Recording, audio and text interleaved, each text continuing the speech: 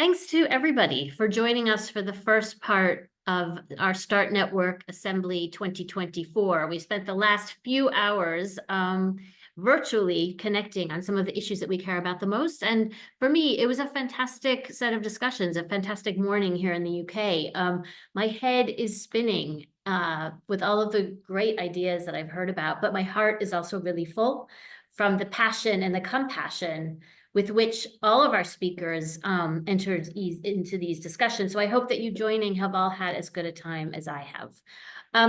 Just to recap a little bit about what we talked about, we first took the first session, we zoomed way out to consider what the broad question of humanitarianism and whether we really needed to redefine our purpose beyond life-saving assistance and based on the fact that the world is throwing too many other things at us.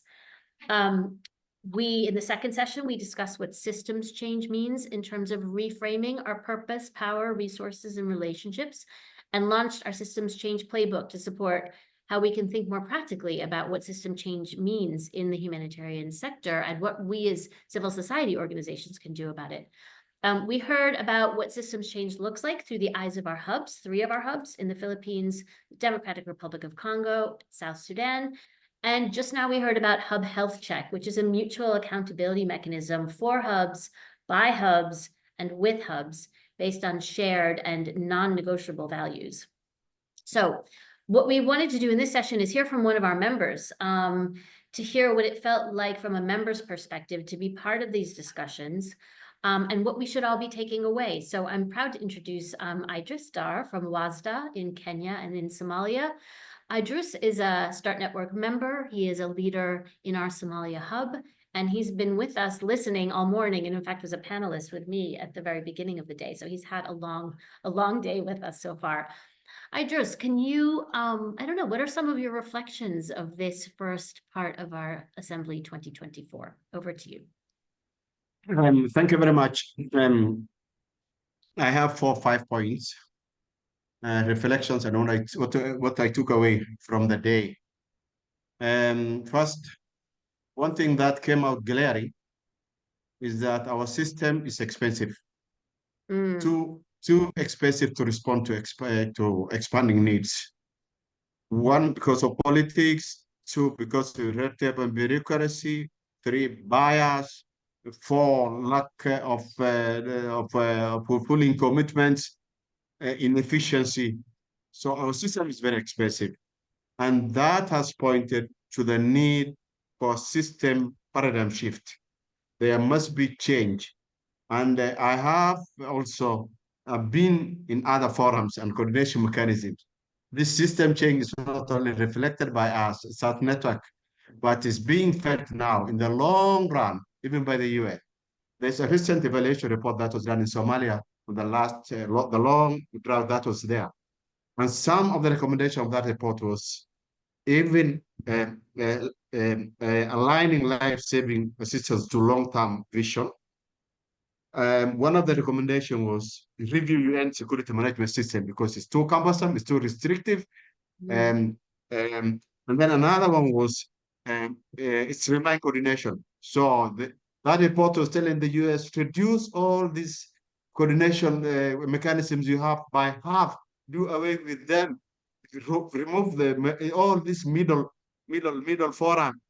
And then the last recommendation was make response accountable. So that means the world is ready for paradigm shift, and it's good that we are hearing that from the UN. And that was what I had today. The incentives are there. We are no longer reaching those in need. We are no longer able to talk together in one table because of politics, because of so many things. So, and then what came to me today also is that Sunnet is pioneering system change. There was the system change playbook that is being piloted. It's for me, it's a pointer, it's a way to go. I will wish to see this expanded, this spread across the hubs and the members, so that we play from the same number. The other thing I heard today was the need to take the duty bearers to task. So many governments are neglecting what is their core duty and turning away. There's money for politics, there's money for international meetings, there's money for helicopter and flights, but it was shame that people in Kenya died from the last drought. People died in Kenya when there was all that extravagance in third world government, third world countries. That was also what I heard today. Then what I took from the day was that the need was not only saving humanity, but saving the Mother Earth, saving the environment, humanitarian principles that Uni talk about, that we need to save, we need to revive, we need to, that need to be revived. And what we want to hear also is that the need for mass movement so that we have an effective, we can drive the humanitarian paradigm shift. We can do it with one or two voices from here and there. We must win numbers, we must win people, we must win government. Therefore, it is us, for those of us who want to see system change, up our drive, push government, knock doors, attend these huge international meetings, including the Davos meetings and the World Bank meetings. This is for me what I foresee. Thank you. Thanks for that, Idris.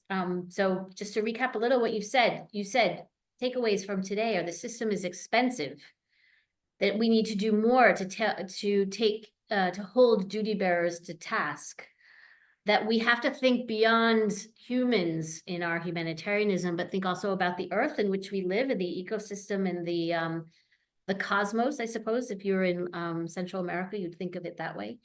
And that systems change is really at the core, but the practical application of systems change is the core to all of this. One more reflection from you, Idris, before we close this out. You're a part of START Network. You're a part of a hub. You're part of this change movement that we're trying to create. So in your mind, what is the role of civil society in Kenya, in Somalia, across START Network? What is the role of members of START Network to address bureaucracy, to speak with louder voices, to think about our environment as well as the people living in it, and to think about how we change the system? What is our role? Our role is to be the voice, but for you to advocate for something adequately, you need data, you need information. So perhaps across the hubs, across all member or all countries where certain members are, um, is it possible for us to do perhaps some research or do desk review? What is really holding system change? You can't. The whole world cannot wear one shoe. The system change requirements, incentives is different for you in UK and for me in Somalia and Kenya and for Samir in Afghanistan and in Guatemala and Anna in Philippines. So can we look for localized, perhaps regional agenda for driving paradigm shift in the system so that we are informed, we have data, we have talking points, we agree on the approaches globally, and then zero domesticate to regional, perhaps and country. Thank you. Great. Thanks very much for taking us through that, Idris, and your thinking today. That is about a wrap for us today. Thanks to everybody for joining us for this discussion. I just want to tee up a little bit what will happen tomorrow. We'll continue these discussions tomorrow in the afternoon time here in the UK to make sure that some of our North and Central American colleagues can join in. But just a little bit to recap about tomorrow. We're going to start out by reflecting on power and some of the very things, Idris, that you're talking about, our personal relationship with power, but importantly, how it plays out in this network. and how it can play out into the, amplifying those voices that you want to hear so badly, Idris. Then we're going to move to our keynote speaker, Danny Sriskandarajah from the New Economics Foundation, who's going to talk about, can we think of this as the century of the citizen? And can we think as civil society organizations, what part we might play in making it so? So please tune in for that. He's just published a new book. It's going to be a fantastic discussion. And then we're going to talk to a bunch of donors, Start Network donors, and donors I'm sure to many of you, the UK government, the IKEA Foundation, and the Dutch Ministry of Foreign Affairs. And we're going to talk to them about what it will take to get donors to help advance the reforms that we have all collectively committed to, but we know so well that they haven't been enough. We're going to hear about risk pooling and the 3 years of risk pooling that we've tried and operated through Start Ready, and how it works and how we can make it work better. And then we're going to hear from our members again on their experiences working with us on the Start Fund based on 10 years of practice and learning across all of those funds. The good, the bad, and the ugly. And those are their words, not mine. So tune into that to hear what all that means. So that's it for today. Thanks to all of our speakers, all of our session leads, all of our translators who are madly speaking in the background, as you can see, and all of our tech support who are making this platform work so smoothly. See you tomorrow. But before you go, please, we do want to hear from you about your experience in the last few hours. So please take our assembly survey. Your feedback will help us improve things for next year. My colleagues are going to put the link to that assembly survey in the chat. So pick up that link, have your say, and send us any ideas you have for improvement. But in the meantime, we'll see you again tomorrow. Thanks everybody so much, and enjoy the rest of your days and evenings. Bye-bye.